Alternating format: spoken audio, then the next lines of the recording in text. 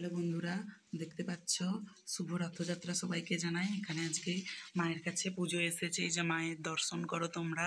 এই যে মায়ের কাছে পুজো চলে এসেছে, ভক্তের মনোবাঞ্ছা পূর্ণ হয়েছে বলে এখানে মিষ্টি আছে, দক্ষিণা আছে, ধূপ বাতি সিঁদুর ফুলমালা রয়েছে মায়ের কাছে। এখানে আরও একটা প্যাকেটে পুজো চলে এসেছে এবং আমি আজকে জগন্নাথ দেব এবং মায়ের জন্য যে সমস্ত ভোগ করেছি সেগুলো তোমাদেরকে একবার দেখিয়ে দিচ্ছি এক ঝলকে।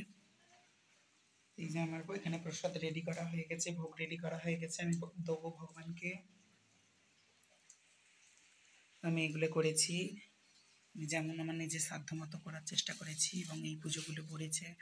তো অনেক পুজোই আমাদের এখানে পড়ে মায়ের কাছে নিত্য।